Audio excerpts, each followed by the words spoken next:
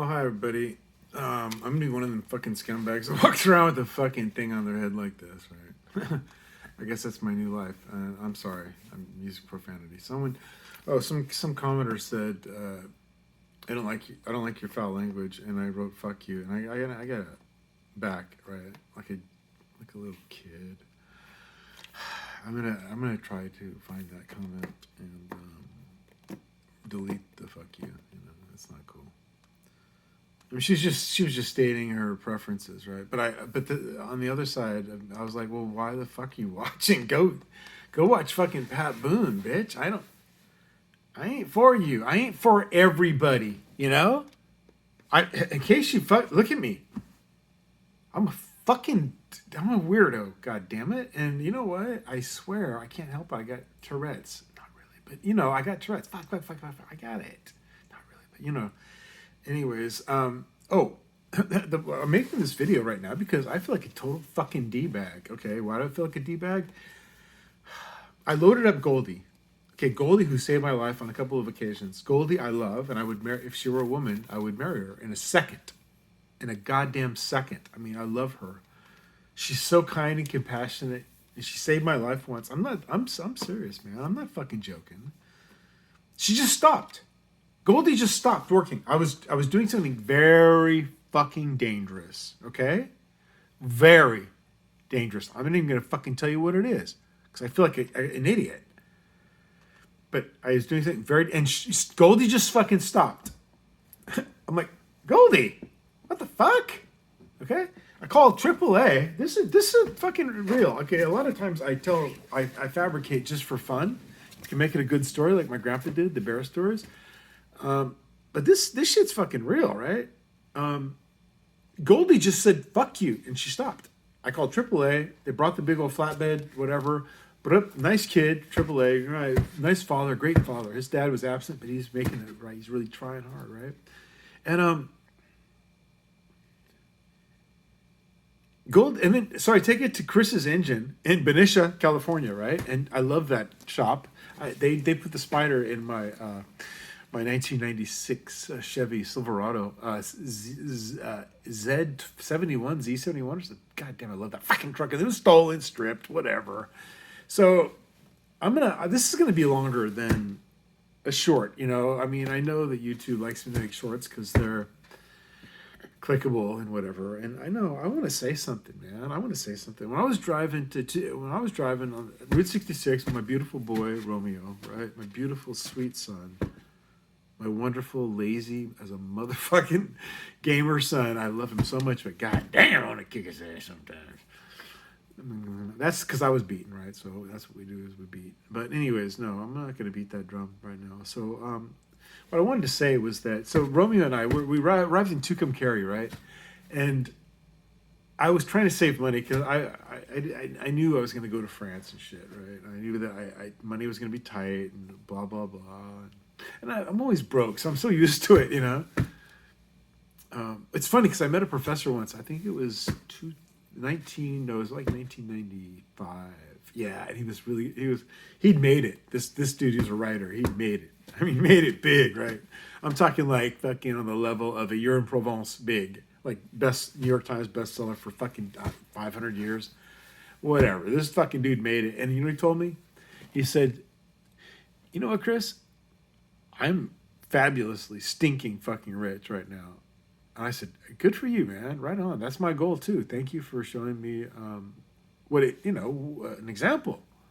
Because, you know, I don't have those in my life. Really. I have wonderful men and women in my life, but none of them were recognized as artists, even though they are, right? And they don't even see it themselves. And that drives me nuts. My cousin Alan in particular, he's such a wonderful man. What a gentle soul, you know. I just love him so much. To think I used to try to drown him every summer. Fucking dick, right? Oh, God. Did I tell you? I'm gonna ramble just a little bit. Fuck it, man. I feel so good. No, I felt bad. Okay, wait a minute. I gotta tell the story, right? So here's the story, right? I load up Goldie, this car that If she were a woman, I'd marry her. And she doesn't have the best body. She's been around, man. She's been hit with shopping carts of men in parking lots, right? She's been used and abused. And I bought her from the most beautiful man ever, you know.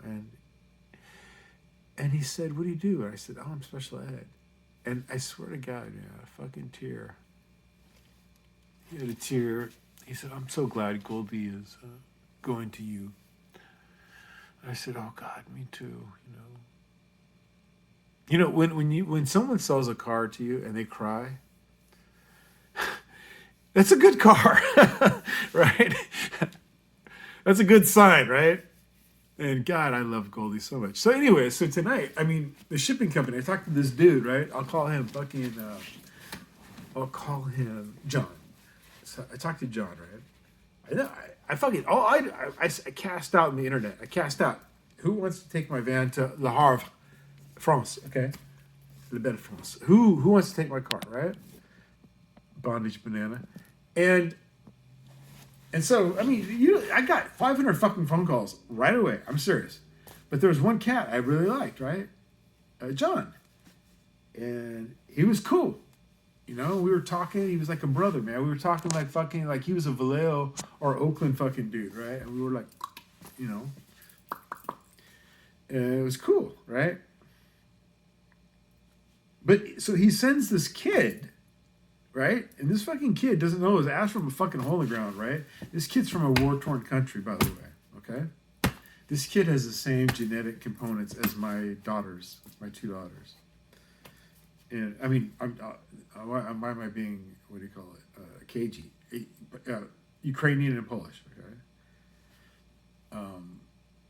And he was such a handsome, wonderful young man and trying to make a living, right? And I gave him some cash, some spending cash, because I feel like a father when I meet young people, right? My kids' age, I can't help it. I know you're the same, too, because...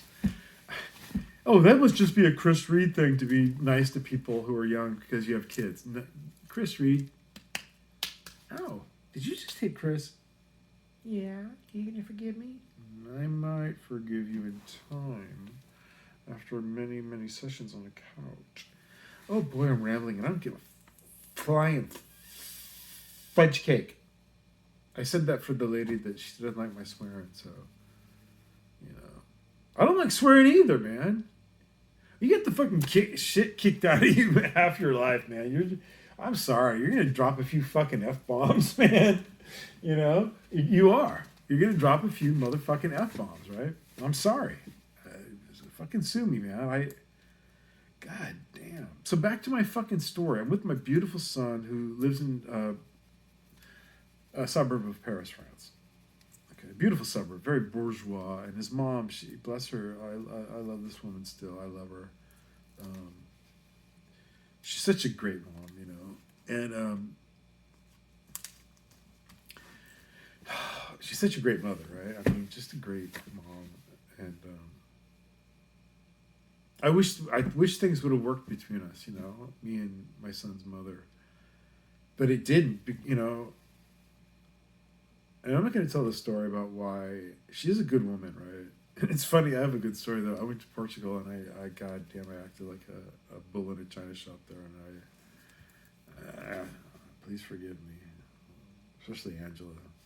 Sorry, Angela. There's no excuse. No, zero excuse. And so I had a little rumble with her family, right? And I was in the wrong. I was drinking, but I wasn't drunk though, you know. I really wasn't, believe it or not. But it doesn't matter whether I was drunk or not. I was physically abusive. I assaulted her family, my baby mama's family in Portugal, in a little town near Fatima, right? What a dick. And so anyways, I had to go to a fucking hotel, right? And so I go to this hotel in this downtown. I'm not going to say the name of the town because I don't know if I fucking remember. Anyways, but so I go to this fucking hotel, right? And I'm up there, this rickety fucking, you know, that saddleback fucking bed with the springs and shit. And you're like, what the fuck? And there's a fucking cross above the bed. And there's like Jesus doing this, like, I'm going to fucking come back and kick your ass.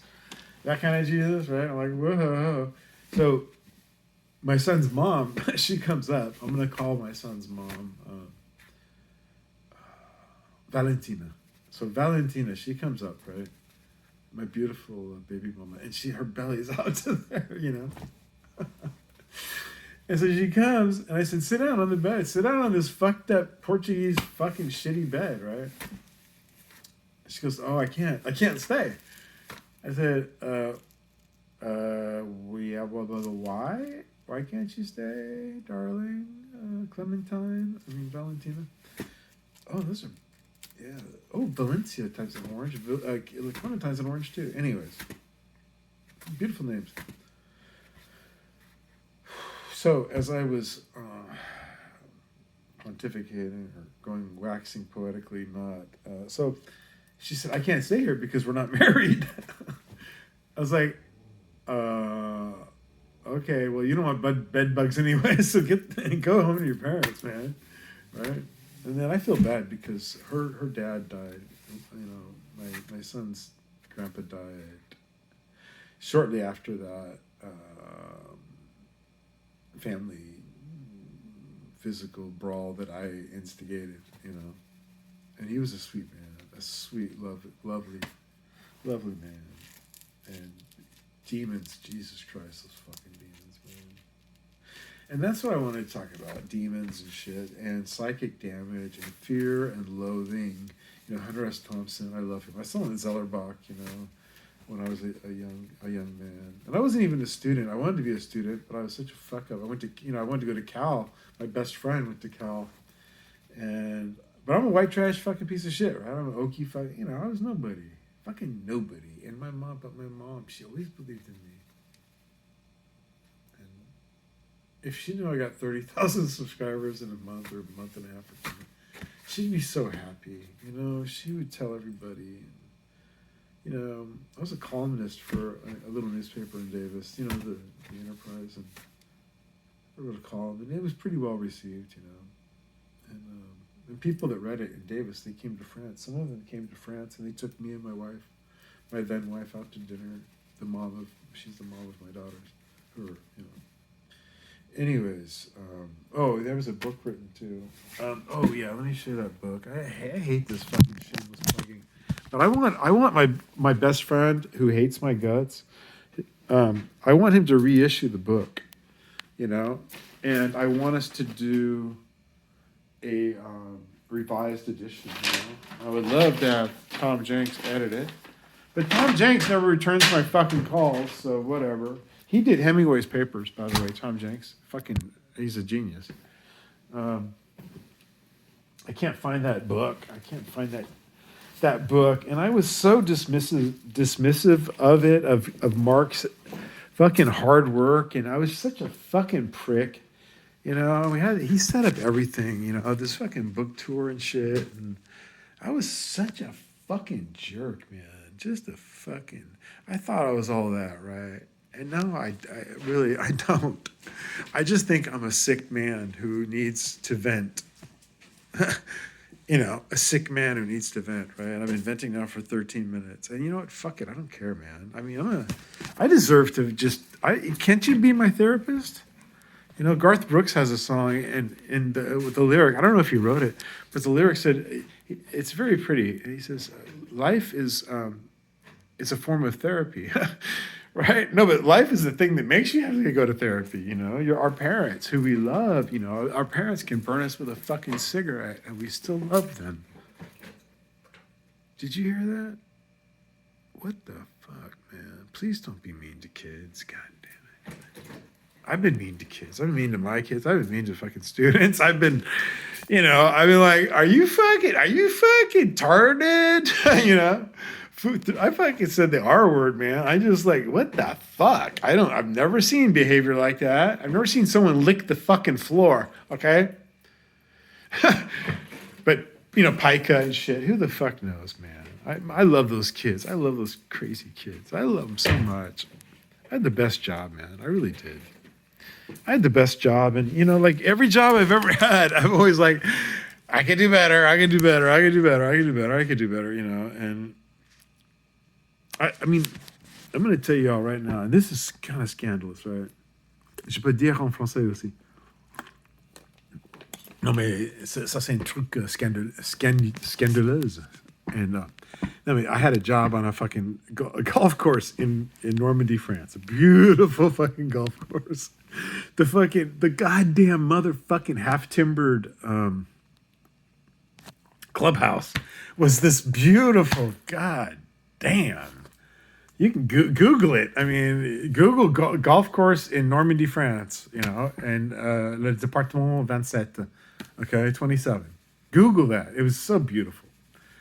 And when I just arrived in France, okay, I just arrived, okay, ça fait 3 mois, j'ai attendu 3 mois pour mon carte de séjour. Tac. J'attendais, quand j'ai arrivé en France, ok, 2001, une semaine avant 11 septembre, ok, j'ai dit à ma femme française, j'ai dit, Sonia, how do I say, comment on dit, I want a baguette, please? And Sonia said, she was kind of now that I think about it, she was kind of mean because she made me do some fucking lingual gymnastics.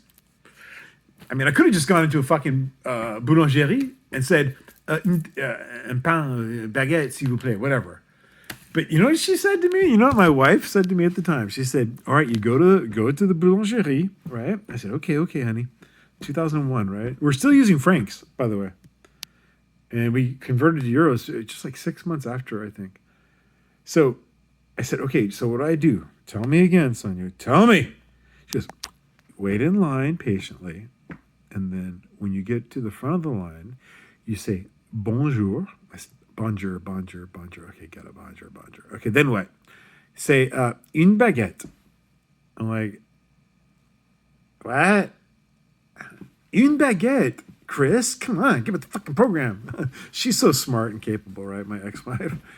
And she gets so fucking frustrated with people who aren't geniuses. I love her. I still love her. She hates my guts. I fucking love her. I always will. Oh, you sexy fucking banana, God. And so back to being in France, not speaking a fucking word, right? So une baguette. Okay, I said, okay, une baguette, madame. She said, okay, good. And then you have to say something else. I said, there's more? You want me to say more? She goes, yeah, you have to say, pas trop cuite. I said, what? What? Okay, pa's easy. That other thing, trop de qui demande quoi? Non, mais non, je peux pas. Anyways, I did these. I think because I think I have a pretty good ear for, timbre, tonal qualities, and so also Pepe Le Pew when I was a kid. Oh ma chérie, come with me to the Casbah. We will kiss and make the beautiful music together. The thing is, I mean, that really does train you to speak French. Pepe Le Pew, he does. Mel Blanc, he trains you to speak fucking French. I mean, the accent part, right? French it's a Dickens of a language. It's hard, man. It's fucking hard. I speak it comme un vache espagnol. Mon français est merdique. Mais les gens, non, les Français sont sympas, hein. Ils disent, mais non, Chris, ça va. Hein? And they're like, man.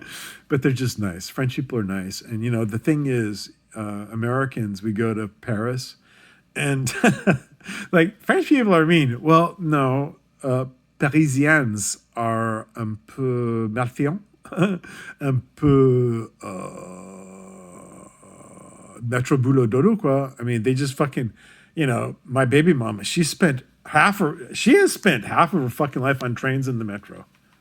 Half. Bless her. God bless her, man. I can't wait till she can retire. She's so deserving, and she's smart too, because she takes care of herself. She does yoga, and I mean, she's younger than me. Not how much? 7 years, 8? I don't know. And she looks great. I mean, and she always did, right? She always looked great. I mean, that's why I liked her, because she's beautiful, right? And she's still beautiful. But it's funny. I had bikes, right? And so I invite my baby mama. This is before we had a baby, right? She's my girlfriend. I said, let's have a bike race. This Portuguese girl, man, peasant stock, 100% Portuguese, right?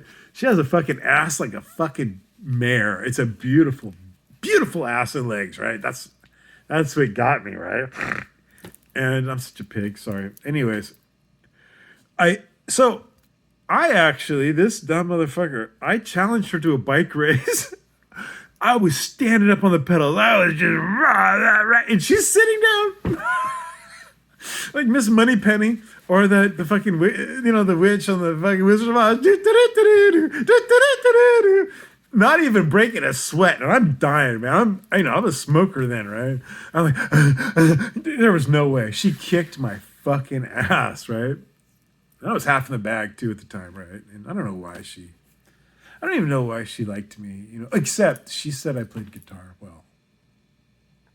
She told my son that that's what made her interested in me, and my son told me, I told you in another video, my son he reminded me that his mother loved my music, and that it revitalized this desire I had that I've always had to make art, to make a living with my art, right? Because I never have, because I was never,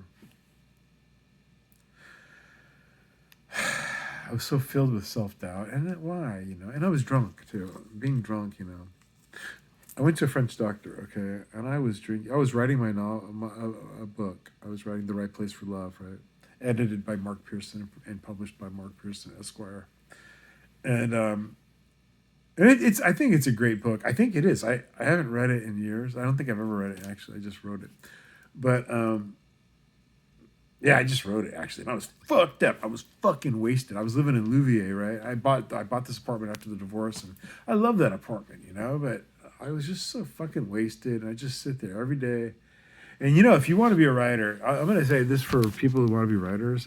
I'm being extremely verbose, but fuck it. If you want to be a writer, and I'm a writer, I mean, first and foremost, I'm a writer. I'm a writer. I'm not a musician. I know 3 chords, right? 3 chords and the truth. That's all I know.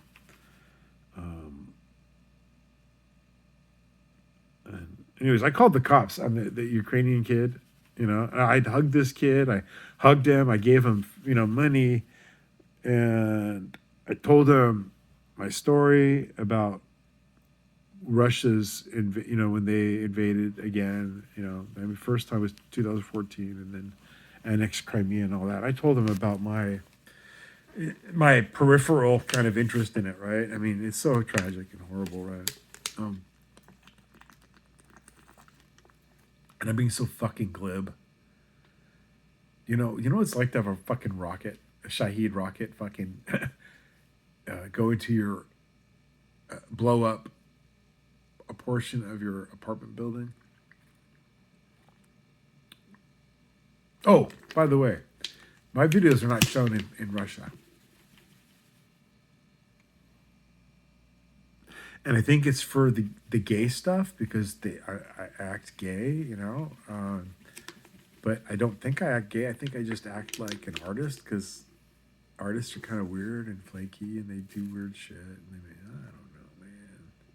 I love you all. I love you all for watching. And, if there's a beautiful young lady who works in my lodging, right?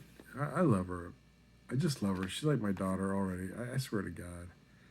And better, because there's no baggage. She just sees the nice me, right? She didn't grow up with the drunken, alcoholic, fucking mean son of a bitch, motherfucker, okie, goddamn son of a bitch, and guy with Tourette's and fucking anger issues.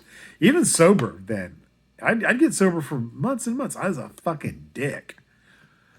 Whew. Oh my God. I don't even want to revisit that.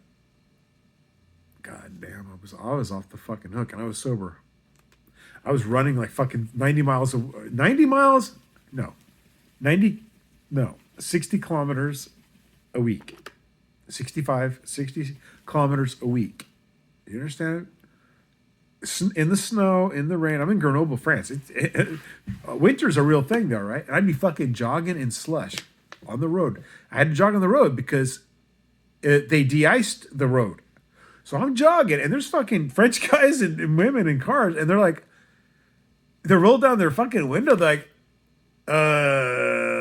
okay, now I've seen everything, right? Ah, le week-end, elle est fou, quoi, cette mec-là. Wait, just wait. I was so into running. I loved it, and I got into it in California. I'm going to tell you that story, by the way. Yes, I am. I'm being so fucking what's that called? Fuck it, man. But when I was 30, we had kids, and we had such a nice life in Davis, and we had such great friends, and they were all smart, PhDs and shit, I love talking to them. Every Friday night we'd have dinner together. And a different house, right? And Sonia, it was supposed to be originally like, just make beans and pasta, right? No. Sonia, my wife at the time, is a gourmet fucking cook, right? She's French. And so she would make, and all these, the women and men who, in the group, but the ones the cooks, right? They're like, fucking bitch. How are we going to top that, right? And then they're like stuffing escargot shells and trying to, God bless my ex-wife for doing that. I mean, she put everything into it, and she always did the kids' birthdays and shit. She was such a great mom. Christmas. And I never did that shit. Logistic. I mean, she took care of everything, man. She was a great wife. And she was a great friend, too. I mean, she really was. And I regret fucking that up, But, I have to go back to the fucking golf, my job, right? 7 years I'm on this golf course, right? Limitless wine, crafts of wine at lunch and dinner. Okay, bottles of wine at dinner at really good restaurants in the area. La cuisine normande, quoi. Okay, La Chaumière. I love that restaurant, La Chaumière, avec Brigitte et Rémi. Un vrai français. And Brigitte, elle était irlandais. But sorry about that French digression. But back to that. Yeah, I mean. So I called the highway patrol on this Ukrainian kid. Are you keeping up? And because it was sketchy as fucking fuck. And the guy, the broker, that he wasn't getting back to me. And I sent him messages. I said, hey, dude, John, what the fuck's going on? Nothing. And CHP's like, well, it's after hours. I'm like, yeah, but fuck that. He's a fucking broker, man. I answer the phone. When I'm in business, when I was a salesman, there were no fucking hours. I mean, all the time was my fucking schedule. Because I wanted the fucking sale. Right? Always. And so, I mean, numbers, right? But it was legit. Apparently, it's legit, right? So I called the CHP. I called off the fucking the fuzz, right? Young people who don't know what fuzz is, ask your grandparents. I just had a memory. Sacramento, right? It's 1976. Me and my friends, we're walking on Folsom Boulevard, right? And we're these little, kind of like little rich kids, right, from East Sac, right? And there's these fucking beat cops back when they had beat cops walking the beat, right? And we did this like Black Power. And I said to my white friend, I'm like, I smell bacon. Do you smell bacon, David? Dave's like, yeah, I smell bacon. Oh, it's the fuzz, right? We were like these fucking Black Panthers. And there was in Sacramento in the 70s. It was great, man, because there was signs everywhere. Black is beautiful. Black is beautiful. And I grew up being told black is beautiful by my mother, by Sacramento educators, by there was like science publicities. I mean, and I just say, oh, black is beautiful. Black, and I look at black people and I just look at their features. Oh my God, who's that artist? I almost said Modigliani, who's influenced by African masks and that, and they're just fucking beautiful. I mean, beautiful lips, beautiful everything. Black people are fucking beautiful, man. And if you don't think they are, then your aesthetic sense isn't highly developed. That's what I'm getting. That's a nice way to say it, right? I can say things nicely. Anyways, this is like a half hour long, and I didn't even fucking say nothing really, except a bunch of bullshit. I'm sorry. I'm rambling. Fuck. You know, I was at Cordy Brothers Market, my favorite supermarket of all time in Sacramento. And the smell, you go in, you walk in, and you're like, oh my God, it's the Proustian remembrance of things past. It's the Madeleine, you know, but it's not. It's Italian, American, cold cuts. There's a line at the deli. 800 fucking people standing in line for a Cordy Brothers sandwich. I said, fuck, I don't have time for this shit, man. I said, do you have any pre-made? Oh yeah, over an aisle. I'm like, I'm on it. I ran over there. I bought some pre-made sandwiches, right? I bought too many and I brought one back. I gave it to the hotel woman at the other hotel. She turned out to be a fucking bitch. I mean, a fucking bitch. And I'm going to complain, but I'm going to wait till I'm not in the United States anymore to complain about this fucking bitch. She really was a nasty, nasty person. And especially to that. No, bueno. No. Not on my fucking watch. You know, Mexican culture is so fucking rich, so beautiful. It's scented. I mean, it's sandalwood. It's maza. It's my mom. My mom, you know, born in 1940, and she's living in Benicia, California. And my mom, the first music my mother ever heard was Johnny's mother, okay. Johnny's mother doing this. Tortillas. My mom, she's 5, 6 years old on J Street in Benicia. She grows up with that music. Tell me they don't belong here. The land that we stole from them. Tell me. Go ahead, tell me. I'm waiting. I'm going to plug a book that I wrote, published. I published it self-published, and I hate plugging shit, man, but I think it's a good book. I think it's good. I think it's the best thing I've written. It's called Another Boy's Life, and you can find it if you're interested, you know. And about the writer thing, I said this is for writers, and I always wanted to write a novel. My heroes were Hemingway, John Steinbeck, Sherwood Anderson, and then when I was a college student, and I had the same professors as Raymond Carver had, even though he wasn't enrolled in Sac State, but he would sit in class with Dennis Schmitz, the fucking wonderful poet, wonderful human being. Oh my God. This man radiated fucking holiness, right? He was a really, really good Catholic too. And, you know, say what you will about them, but Dennis Schmitz was divine. He was a divine entity. And that's not saying too much, really. He was my advisor, my master's project. I don't know what it's called, thesis, project, whatever.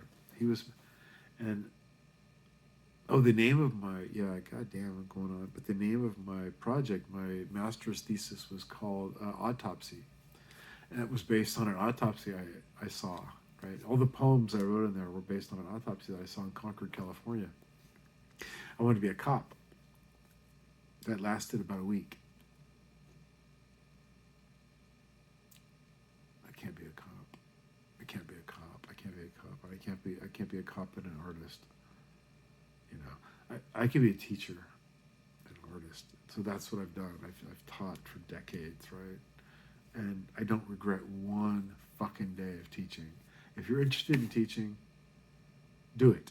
If you're interested in writing, I'm going to tell you what you do, okay? I'm going to tell you. I could show you. Let's pretend like I have a laptop, okay? I want to write a novel. I want to be the next Steinbeck, the next Hemingway. Great goals, really. They're dated now, but whatever. I open up my laptop, and I write.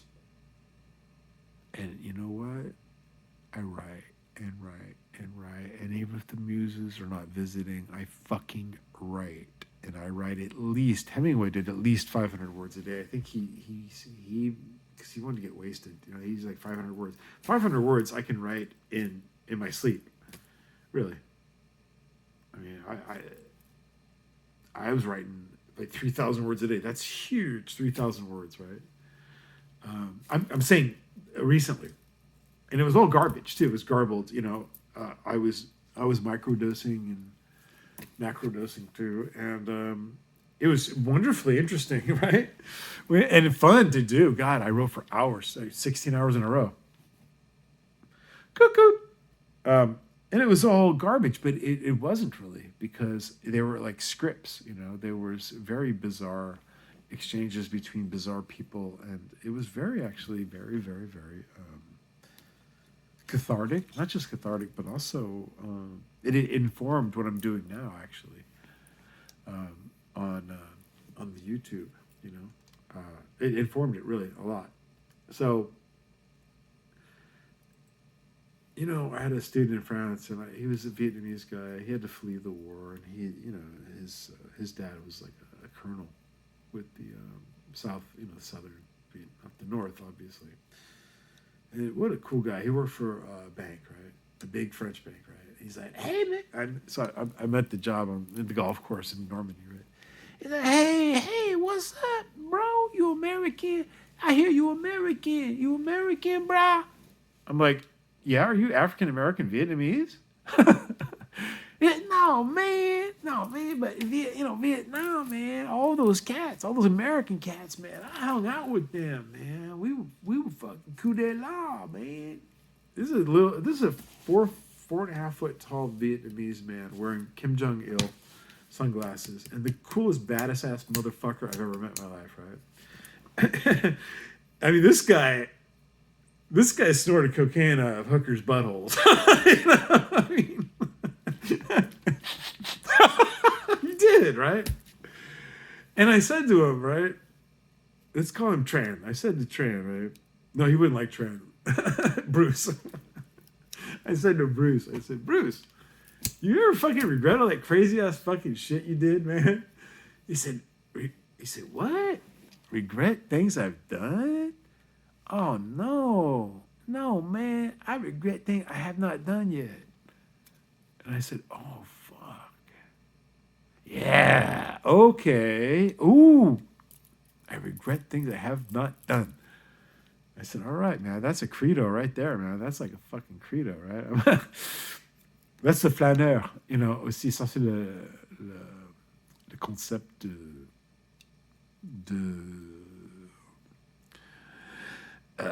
puissance supérieure qui guide votre vie. Tu sais, quand tu donnes l'espoir, quand tu donnes tout ça, et tu te dis, oh mon Dieu, aidez-moi, et guide-moi, and he will.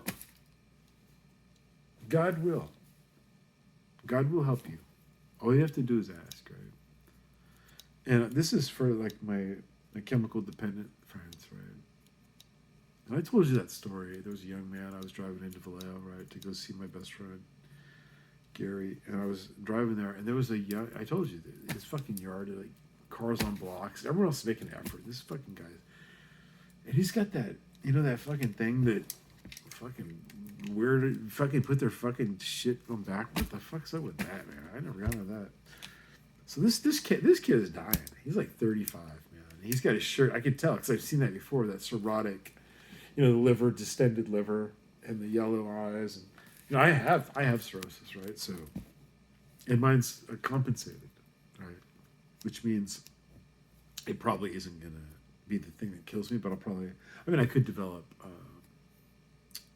liver cancer, you know, and if I do, I mean, God damn it, I deserve it. I mean, I hate to say that, because it was all the pain, you know, all the pain that was inflicted upon me. I never asked to be born, right? And all this pain was inflicted on me, and then and I was a weird kid, and I remember my first drink.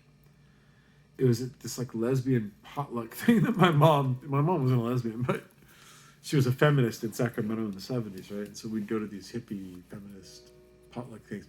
And I was 10 years old, 1976, 10 years old. And they're like, Mad Magazine, God, I love it. I just ordered a bunch. I'm not going to get them, though, because I'm leaving. So I'm going to donate them to the fucking hotel.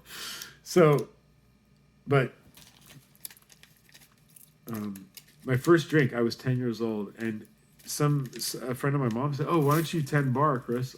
I said, you want me to do what? It's easy. People are going to come up. You got bottles of wine there. You got some boxes, whatever. No, I don't think there were boxes. There were bottles. It was like Italian. It was Chianti. Because it was a pizza, spaghetti feed, right? That reminds me, I haven't eaten shit today. Except bananas and prunes. I love me bananas and prunes. And apple. I had a delicious apple. Ooh, that's what we're going to have.